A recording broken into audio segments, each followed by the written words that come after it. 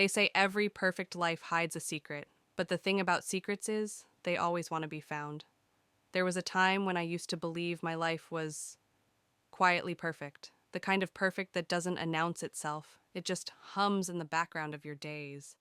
The smell of coffee at 7 a.m., the sound of his car pulling into the driveway right on schedule, the weight of his hand on the small of my back when we'd walk into a room. I used to think love looked like that. Reliability, routine, someone who made the world feel smaller and safer. My name is Sarah Kirk. I'm 32 years old and I'm from Michigan. Before I dive in, tell me in the comments where you're watching from. I love seeing where everyone's tuning from. I met David Mitchell on a humid Thursday evening 5 summers ago. I was 27, too young to know what loneliness could do to your judgment, but old enough to crave stability. He was 41, confident in that practiced, unbothered way older men can be. We met at a business mixer I didn't even want to attend. He wasn't on my radar at first. I was halfway through a conversation about Charleston zoning permits when I heard his voice behind me. Smooth. Low. The kind of voice that makes you turn before you realize why you're turning. He asked if I wanted a drink. I said no, I already had one. He said, "Then let me hold it while you decide if I'm worth your time." I laughed. Not because it was funny, but because it felt like he'd already decided for both of us.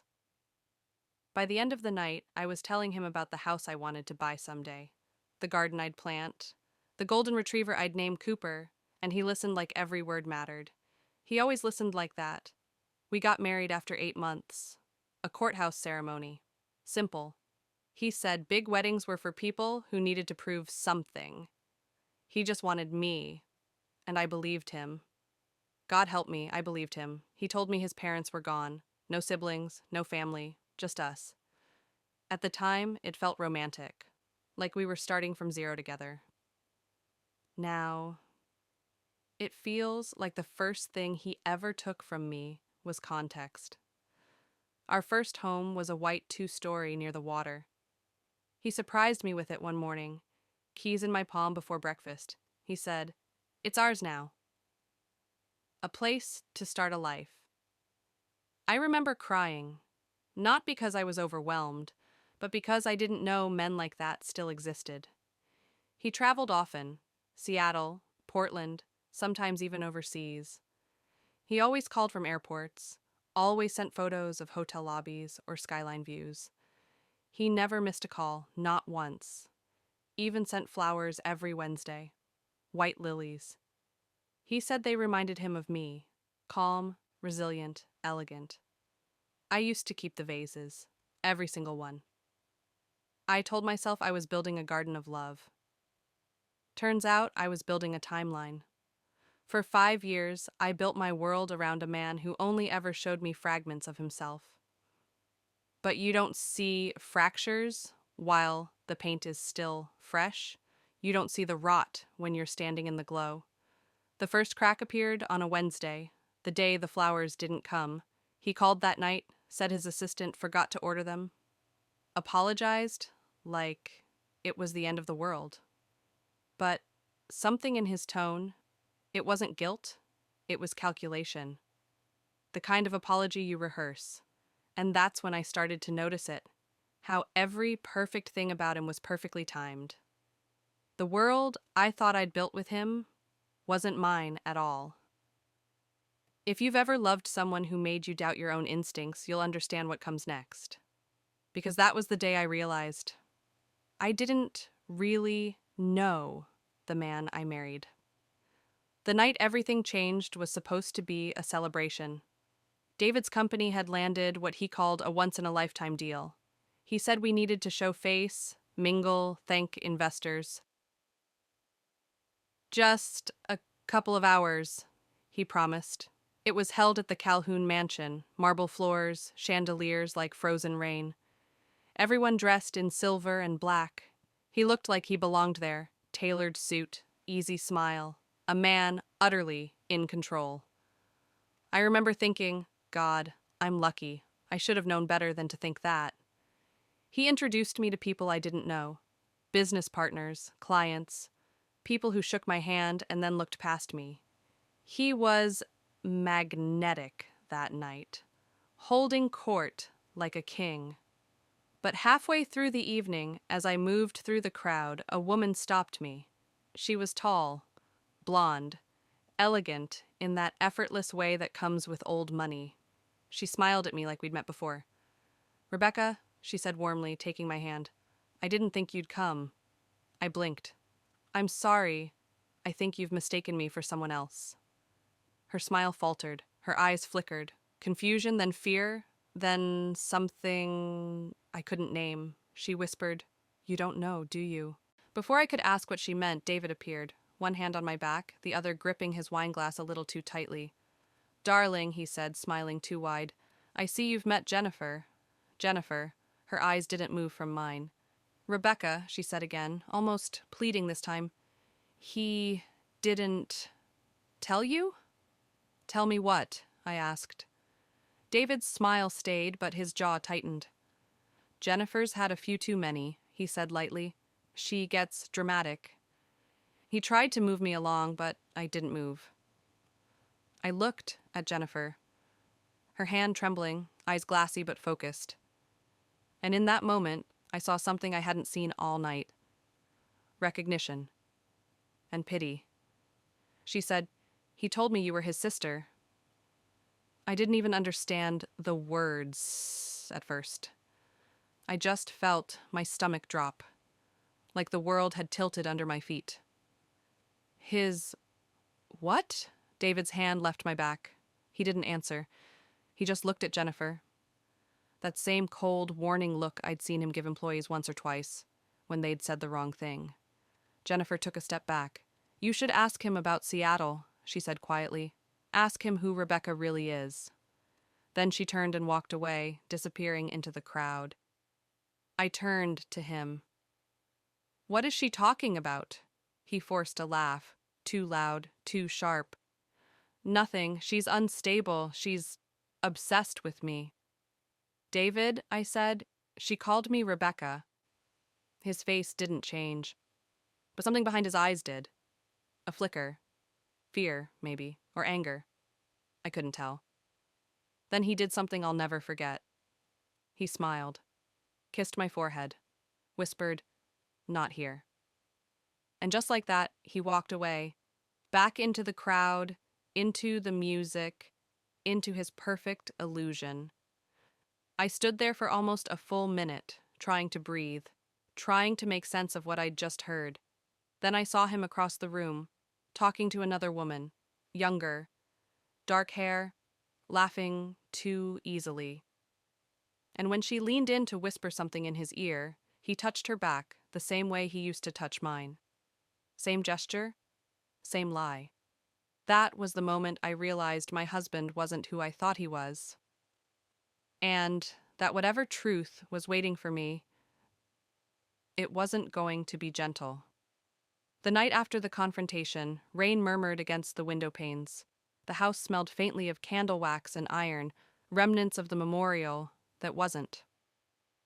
I sat in the kitchen with my cup of tea untouched, the steam long gone cold. The silence felt wrong, like a held breath that never releases. I replayed the confrontation again and again. The way Jennifer called me by another name, and the phrase, "You should ask him about Seattle. Ask him who Rebecca really is." That phrase needled me. I whispered it to myself. Then, almost calmly, I opened his laptop. Inside, hidden folders, password-protected drives, email drafts written but never sent. I didn't even know what I was looking for, but I knew one thing: I would never let him bury me in confusion again. 2 hours later, I found a folder named Contracts. Another, buried deeper, Rebirth. The folder opened to scanned documents, old photographs, and a name I didn't recognize: Rebecca Elena. In one photo, David stood beside this woman, his hand resting gently at her back. In another, a child, a little girl with David's eyes. My throat tightened, my breath caught. It wasn't anger yet. It was paralysis, like falling through ice. I clicked another file, a notarized document. Joint ownership. Ravenwood Estates. The date, 2 months before that night. I closed the laptop, my pulse thundering. I stared at the dark window. My reflection looked unfamiliar, older, harder. In a whisper that sounded almost tender, I said, "You didn't just cheat. You built another life." The next morning, David sat in his study, pretending to read. He sensed my presence before he heard my voice. "How old is she?" I asked. He didn't look up. "Who?" "Don't insult me." He exhaled, set the book aside. His tone was measured, as if addressing a business partner, not a wife. "You weren't supposed to find that." "Then why hide it where I could?" "Because part of me wanted to be caught." "Why?" I asked. "To watch me fall apart?" He said, "To see if you still cared enough to burn." The words landed like a slap. He stood, approached me, too close. "You buried me in your heart years ago, Sarah," he said softly. "I only returned the favor." I stepped back, trembling, not from fear, but from clarity. He didn't love me. He didn't even hate her. He enjoyed this, the game, the manipulation. Days blurred. I became a quiet storm. Polite, composed, dangerous. I started visiting places David mentioned in passing. Hotels, an art gallery, a church in the old part of town. Each visit yielded fragments, whispered gossip, curious glances, inconsistencies in his story. At the gallery, a curator mentioned David's philanthropy under a different surname. At the church, an old priest recalled Mr. and Mrs. Rivers and their child's baptism. Every revelation sharpened my resolve. My grief transformed into purpose. I began keeping a journal, The Truth of David Rivers, documenting each deceit with meticulous care. There was poetry in it. Pain, too, but mostly there was power. Late one evening, I found myself in our bedroom watching him sleep. His face looked peaceful, almost innocent. I wondered how many lies lived behind that calm expression. "You made me cry, David," I whispered. He stirred but didn't wake. I turned off the lamp, my eyes cold with decision. After the confrontation, the house went still. David retreated into silence, the kind that doesn't mean peace but pressure. We spoke only in fragments. "Pass the salt." "You left the light on?" "Did you pay the bill?" But I could feel it. The shift. Something inside him was unsettled, wary, almost frightened. And that was enough. That was where I began. I stopped crying. I stopped asking. I began watching instead. I didn't want him dead. Death is too fast, too kind. I wanted him aware. I started small, moving his keys, deleting one meeting, forwarding a call to voicemail. When he frowned, I said, "You're overworked, David. You should rest more." Then I'd smile, and he'd believe it, because guilt makes men blind. Each night while he slept, I opened his laptop again, his second phone, his burner email. Every lie was a thread, and I learned to weave them into something sharp. He began to show cracks, pausing mid-sentence, forgetting things, misplacing objects. I became his echo, gentle, patient, unbothered. When he snapped, I whispered, "You've been so distracted lately. Is everything all right?" He started drinking again. Late nights. Phone turned face down. Conversations ending when I entered the room. And I let him. I wanted him comfortable in his decay. Then came the clarity. I sent an anonymous message to one of his clients, attaching a document he'd forged. By the time his company began internal reviews, he was already unraveling. He accused people, misplaced files, blamed assistants. And through it all, I was his comforter. The loyal wife, steady and sympathetic. At night, he'd sit on the edge of the bed. "Someone's trying to destroy me," he said. "Maybe you already did that Yourself, I answered. He looked at me then, really looked, and for the first time I saw fear. Then came the night I called Rebecca. It wasn't about her, it was about him. I wanted her voice in his world. Again. A ghost that wouldn't stay quiet. I didn't threaten her. I simply said, he's not the man you think he is. You'll see soon. Then I hung up. By morning, she'd called him 23 times. He ignored the first few, then shouted into the phone, pacing. When he came to me afterward, eyes wild, I said softly, "Everything all right, love?" He didn't answer, just stared, as if trying to measure how much I knew. I smiled back, just enough to keep him guessing. By the end of that week, the house was heavy with paranoia. He double-locked doors, reset passwords, installed cameras. He'd wake in the night and stand at the window, convinced someone was watching. He was right. He muttered to himself sometimes, half prayers, half accusations. And I whispered into the darkness, "It's strange, isn't it? How a lie can rot faster than a body." He turned to me once, face pale, voice breaking. "What are you doing to me?" "Nothing," I said. "I'm just being your wife." He flinched like I'd hit him.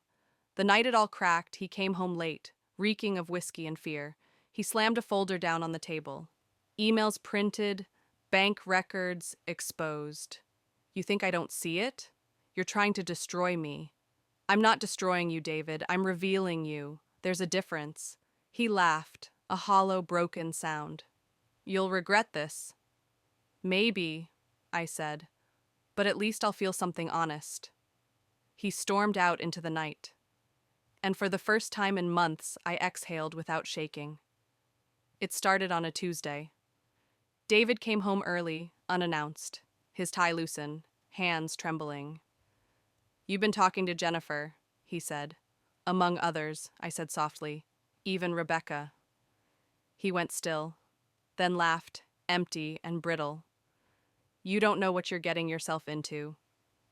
"I know exactly what I'm getting out of," I said. The next day, I handed him an envelope. He opened it. Divorce papers. "What's this?" "Freedom," I said. "Or the closest thing to it I can afford." "You think you can just erase me?" he hissed. "Oh, David," I whispered. "I already have." By then his accounts were frozen, his company under investigation, his reputation bleeding out quietly. He didn't know how much I knew. That was the beauty of it. "You ruin me," he said. "No," I corrected. "You built the ruin." I just turned the lights on. He broke then. Quietly, completely. I slid the house keys across the table. "You can go," I said. "The world's waiting to see the real you." He left. No bags, no words, just shoes on hardwood fading down the hall. I stood there long after the door shut. I thought I'd feel relief, but there was only silence. That's the part no one tells you about revenge. It's not a fire. It's an echo. Over the next days, I stripped him from the house. When I was done, I looked in the mirror. "You did it?" I told my reflection. "You survived him." The mirror didn't argue, but my eyes did. The next morning, I planted lilies in the backyard, the kind he hated. Their scent filled the air like defiance. It wasn't healing yet, but it was space. And in that space, I could finally breathe. I haven't seen him since. Sometimes I imagine him out there, smaller, haunted by the woman who refused to play victim. And sometimes, when it rains, I whisper to the window, "You're free now, David." And so am I. It's not forgiveness, it's release. Because revenge, when it's complete, doesn't end with triumph. It ends with peace that feels too quiet, too earned, too empty. And that's how I know it's real. And if you love real-life stories with tough choices, don't forget to like, subscribe, and share.